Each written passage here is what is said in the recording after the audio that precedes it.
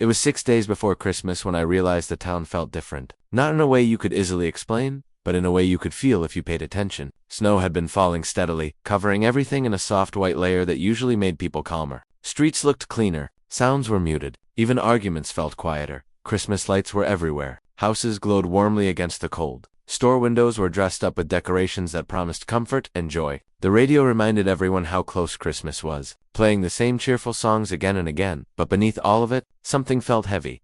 I worked evening shifts at a small convenience store near the highway. It wasn't a place people visited for happiness. Mostly tired travelers, locals grabbing last-minute things, and people trying to get through the day. During Christmas week, it stayed busy late into the night. That evening, the snowstorm was getting worse. Around 9:20 p.m., the door opened, and a man stepped inside. Snow clung to his coat and boots. He stood near the entrance longer than normal, like he was deciding whether to stay or leave. I asked if he needed help. He nodded and walked slowly through the aisles. He didn't seem to be looking for anything specific. After a minute, he picked up a single chocolate bar and brought it to the counter. He looked exhausted, not just tired, but worn down in a way that suggested a long year. His hands shook slightly as he placed the chocolate on the counter. "Cold night," I said. He gave a quiet laugh. "Cold ear." I rang up the chocolate. He paid with exact change, carefully counted. When I handed him the receipt, he didn't take it right away. Instead, he looked at me like he was deciding something. "Do you think Christmas changes people?" he asked. I hesitated. "I think people want it to." He nodded slowly, as if that answer confirmed something. He leaned forward slightly, lowering his voice as the music from the radio filled the silence between us. "If a child is waiting for someone tonight," he said, "would you tell them the truth if it hurts? Or let them believe for one more day?" The question caught me completely off guard. It didn't sound casual. It sounded practiced, like he'd been thinking about it for a long time. Before I could respond, he straightened up, took the chocolate bar, and gave a polite smile. "Merry Christmas," he said. Then he walked back out into the storm.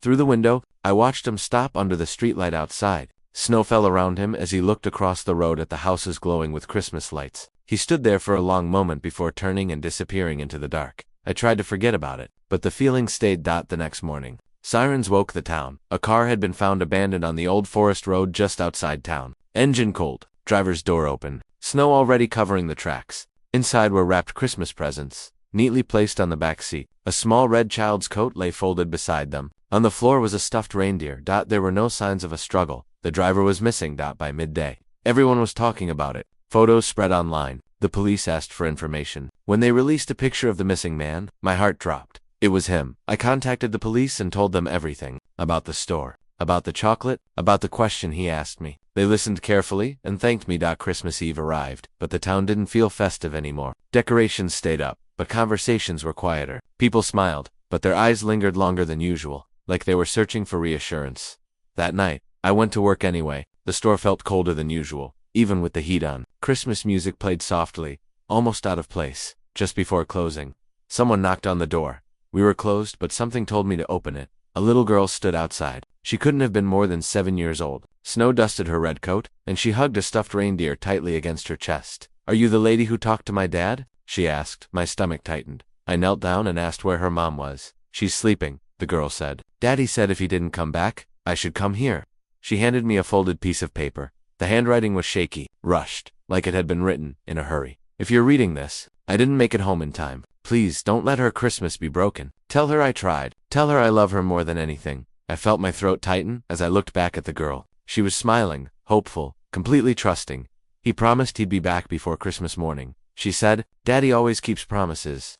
I remembered his question from the night before. Truth or belief? I took a deep breath. "Sometimes," I said carefully, "people get delayed, but that doesn't mean they stop caring." Her face relaxed. "I knew it," she said softly. I walked her to the police station nearby. They contacted her family and made sure she was safe. As she left, she waved at me through the glass, still holding on to hope. Later that night, the police found her father. His car had slid off the icy road. He had tried to walk back through the forest during the storm. The cold took him before help could arrive. The town grew even quieter after that. Christmas morning still came. Snow covered the streets. Children opened presents. Church bells rang. People hugged each other a little tighter, like they were afraid to let go. I stayed home most of the day, thinking about the girl, about her father, about the question he asked me. That evening, I went back to work. The store looked the same as always. The lights, the shelves, the quiet hum of the refrigerator. I reached under the counter and placed a chocolate bar there. The same kind he bought. It felt like the right thing to do. People came and went. Some wished me Merry Christmas. Some didn't say anything at all. The snow kept falling outside, steady and calm. I wondered if the girl was opening presents, if she still believed her father would walk through the door, if belief was kinder than truth, at least for one day. When my shift ended, I turned off the lights and stepped outside. The town looked peaceful again, almost normal, but I knew better. Every year since, when Christmas comes around, I work the same shift. I keep a chocolate bar behind the counter, same brand, same place. No one knows why. Sometimes people say, Christmas feels different as they get older, quieter, heavier, like something is missing. I never argue, because some moments don't feel important until you look back, and some truths arrive too late too. That man didn't ask for much, just one more day of belief. One more quiet Christmas morning for his child. And maybe that's what Christmas really is for some people. Not joy, not miracles. Just a pause. A moment where hope survives a little longer than it should. I still hear the music every night. The same songs, the same promises. And every time I hear Silent Night, I think about how silence can hold more meaning than words ever could.